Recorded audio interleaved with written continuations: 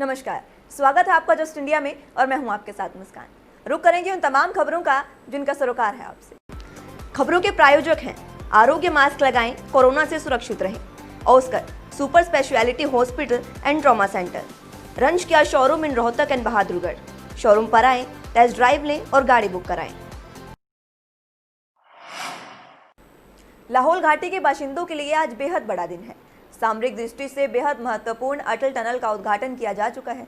प्रधानमंत्री नरेंद्र मोदी ने रोहतांग में आज दुनिया की सबसे बड़ी अटल टनल का लोकार्पण किया। इस दौरान रक्षा मंत्री राजनाथ सिंह भी उनके साथ मौके पर मौजूद रहे। बता दें कि ये सुरंग 9.02 किलोमीटर लंबी है। टनल के उद्घाटन के बाद पीएम मोदी ने अपने संबोधन में कहा कि आज सिर्फ अटल जी का ही नहीं बल्कि हिमाचल प्रदेश के करोड़ों लोगों का इंतजार खत्म हुआ है और उनका सपना भी पूरा हुआ है। पीएम मोदी ने कहा कि मेरा सौभाग्य है कि मुझे अटल टनल के लोकार्पण का अवसर मिला। अक्सर लोकार्पण की चकाचौंध में वो लोग कहीं पीछे रह जाते हैं जिनके परिश्रम से ये सब संभव हुआ है। इस महायज्ञ में अपना पसीना बहाने वाले, अपनी जान जोखिम में डालने वाले मेहनतकश जवानों, इंजीनियरों और मजदूर भाई बहनों को मैं नमन करता हूँ। पीएम मोदी ने कहा कि अटल टनल लेह लद्दाख की लाइफलाइन बनेगी। लेह लद्दाख के किसानों, बागवानों और युवाओं के लिए भी अब देश की राजधानी दिल्ली और दूसरे बाजारों तक पहुंचना आसान हो जाएगा। अटल टनल से मनाली और केलांग के बीच की दूरी 3-4 घंटे कम हो जाएगी। पीएम मोदी ने कहा कि पहाड़ के मेरे भाई बहन समझ सकते हैं कि पहाड़ पर 3-4 घंटे की दूरी कम होने का मतलब क्या होता है। पीएम मोदी ने कहा कि अटल टनल भारत के बॉर्डर इंफ्रास्ट्रक्चर को नई ताकत देने वाली है। ये विश्व स्तरीय बॉर्डर कनेक्टिविटी का जीता जागता उदाहरण है। आगे उन्होंने कहा कि बीते 6 वर्षों में हमारी सरकार ने पुरानी स्थिति को बदलने की दिशा में अभूतपूर्व प्रयास किए हैं। हिमालय क्षेत्र, जम्मू कश्मीर, करगिल, लेह लद्दाख, उत्तराखंड, सिक्किम में अनेकों प्रोजेक्ट पूरे किए जा चुके हैं। साथ ही दर्जनों प्रोजेक्ट पर तेजी से काम चल रहा है। हाथरस मामले में मीडिया को पीड़ित परिवार से बात करने की इजाजत दे दी गई है। मुख्यमंत्री योगी आदित्यनाथ ने सूचना और गृह विभाग के अधिकारियों के साथ बैठक के दौरान ये निर्देश जारी किए। उन्होंने कहा कि हाथरस में मीडिया को जाने की इजाजत दे दी जाए। बता दें कि मुख्यमंत्री योगी आदित्यनाथ ने आज इस मामले में सूचना और गृह विभाग के साथ बैठक की। बैठक के दौरान ही मुख्यमंत्री ने ये निर्देश जारी किए। उन्होंने बैठक के बीच ही कहा कि हाथरस में मीडिया को जाने से ना रोका जाए। हाथरस गैंगरेप पीड़िता का शव जलाने के 3 दिन बाद पुलिस ने मीडिया को पीड़ित के गांव में एंट्री दे दी है। मीडिया से बातचीत में पीड़ित परिवार ने पुलिस और प्रशासन पर गंभीर आरोप लगाए हैं। मां ने कहा, आखिरी बार बेटी का मुंह भी नहीं देखने दिया। हमें तो ये भी नहीं पता कि पुलिस ने किसकी लाश जलाई है और हम किसकी हड्डियां लाएं। पीड़िता की भाभी ने कहा कि पुलिस ने हमसे मारपीट भी की है। पूरे मामले की जांच सुप्रीम कोर्ट की निगरानी में होनी चाहिए। हमारा नार्को टेस्ट करवाने की बात कही जा रही है, लेकिन नार्को टेस्ट तो डीएम का होना चाहिए। हम तो सच बोल रहे हैं। हाथरस सदर के एसडीएम प्रेम प्रकाश मीणा ने कहा कि अभी सिर्फ मीडिया के गांव के अंदर जाने की इजाजत दी गई है। बाकी लोगों की परमिशन के ऑर्डर आते ही सबको बता दिया जाएगा। यह आरोप गलत है कि पीड़ित परिवार के फोन ले लिए गए थे और उन्होंने कहा कि उन्हें घर में कैद नहीं किया गया था। केंद्रीय महिला और बाल विकास मंत्री स्मृति ईरानी शनिवार को एक कार्यक्रम में शिरकत करने के लिए वाराणसी पहुंची हैं। यहां पहुंचने के बाद हाथरस की घटना को लेकर उन्होंने कांग्रेस पर जमकर निशाना साधा। केंद्रीय मंत्री स्मृति ईरानी ने कहा कि राहुल गांधी हाथरस इंसाफ के लिए नहीं, राजनीति के लिए जा रहे हैं। राहुल गांधी को राजस्थान की सरकार को भी निर्देश देना चाहिए। स्मृति ईरानी ने कहा कि पीड़िता को न्याय जरूर मिलेगा। मैंने सीएम योगी से बात की है, उन्होंने न्याय का भरोसा दिया है। एसपी पर कार्रवाई हो रही है और एसआईटी जांच भी चल रही है। एसआईटी की रिपोर्ट आने के बाद भी सभी दोषियों को कड़ी कार्रवाई होगी। बता दें कि केंद्रीय मंत्री स्मृति ईरानी शनिवार को सुबह करीब 10:30 बजे लाल बहादुर शास्त्री एयरपोर्ट वाराणसी पहुंची थी। इसके बाद वो सर्किट हाउस में पहुंची थी। यहां स्मृति ईरानी ने हाथरस मामले पर मीडिया को संबोधित किया था। उत्तर प्रदेश के हाथरस जिले में एक दलित युवती के साथ गैंगरेप का मामला थमने का नाम नहीं ले रहा। शनिवार को भीम आर्मी ने लखनऊ में विधानसभा के सामने कूड़ा डालकर विरोध जताया, तो दूसरी ओर बसपा सुप्रीमो मायावती ने फिर राज्य सरकार पर निशाना साधा है। मायावती ने कहा कि मामले की जांच या तो सीबीआई से कराई जाए या फिर सुप्रीम कोर्ट को निगरानी में इसकी जांच पूरी हो। मायावती ने शनिवार को ट्वीट कर यह बात कही। उन्होंने कहा कि हाथरस केस को लेकर पूरे देश में जबरदस्त आक्रोश है।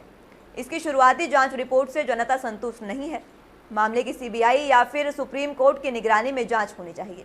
दूसरे ट्वीट में मायावती ने लिखा कि देश के राष्ट्रपति यूपी से आते हैं, एक दलित होने के नाते भी इस केस में खासकर सरकार के अमानवीय रवैये को ध्यान में रखकर पीड़ित परिवार को न्याय दिलाने के लिए दखल देना उन्हें जरूरी है।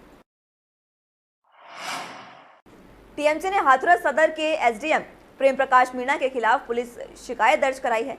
टीएमसी सांसद प्रतिमा मंडल और पूर्व सांसद ममता ठाकुर ने कहा कि जब वो लोग हाथरस पीड़िता के परिवार वालों से मिलने जा रहे थे तो एसडीएम प्रेम प्रकाश मीणा ने कथित तौर पर उनके साथ गलत तरीके से व्यवहार किया और उन्हें धक्का भी दिया गया।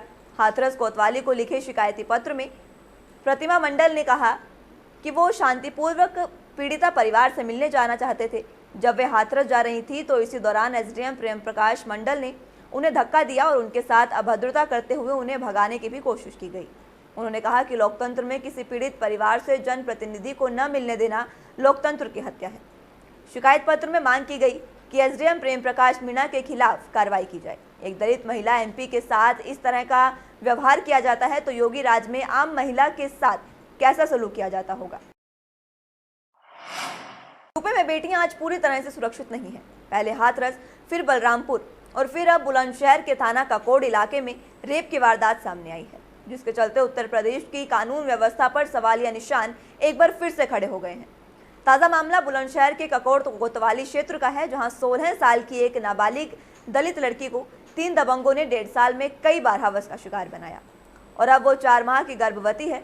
पीड़िता ने मामले की शिकायत बुलंदशहर के एसएसपी से व्हाट्सएप पर की है, जिसके आधार पर पुलिस ने आरोपियों के खिलाफ मामला दर्ज कर पीड़िता को मेडिकल परीक्षण के लिए जिला महिला अस्पताल भेज दिया है।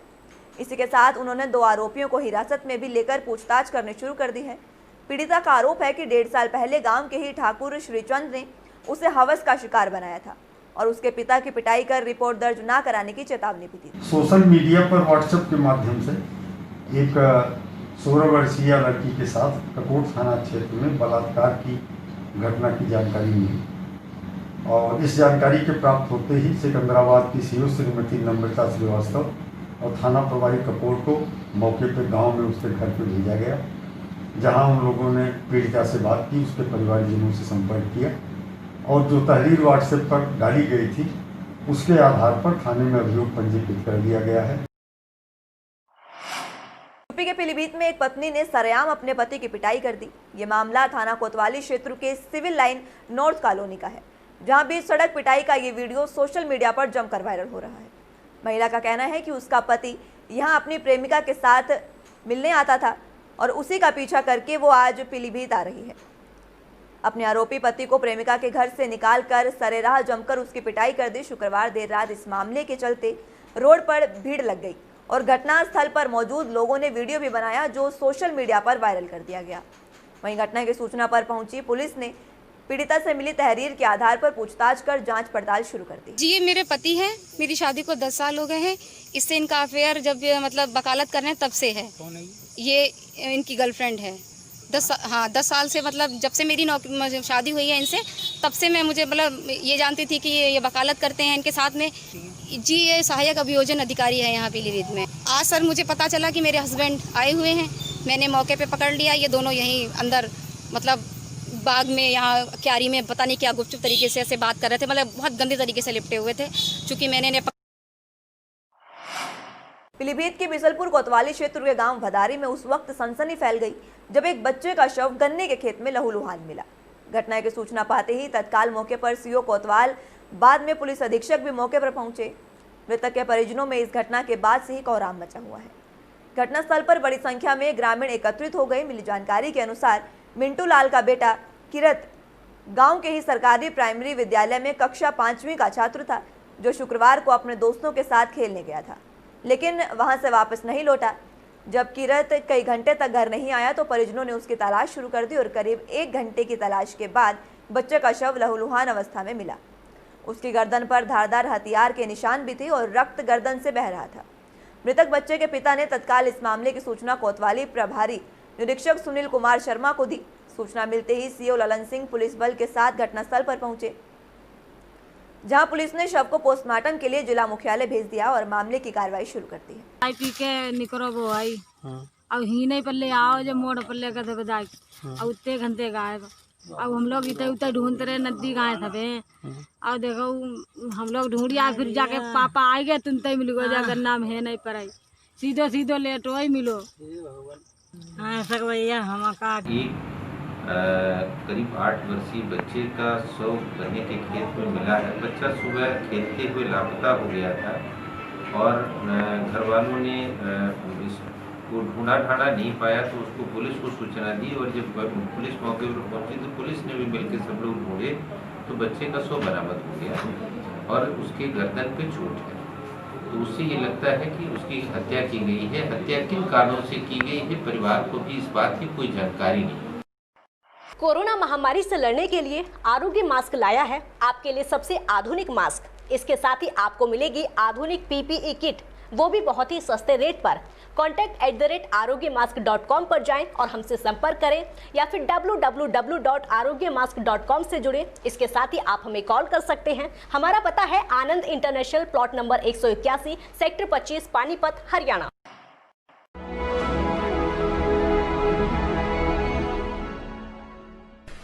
चाचा, आपने नया घर बनवाया है तो घर की छत पर कौन सी शीट लगवाई है? बेटा, मैंने अपने घर की छत पर एशियन शीट लगवाई है क्योंकि वो कभी न मिटने वाले ओरिजिनल निशान की चादरें हैं। साथ में ISI का चिन्ह, 5 साल की वारंटी के साथ साथ पैसों का सही मूल्य देने वाली वही इकलौती शीट्स हैं। क्योंकि नाम नहीं, पहचान जरूरी है। फिलहाल के लिए इतना ही। जुड़े रहिए जस्ट इंडिया के साथ। नमस्कार।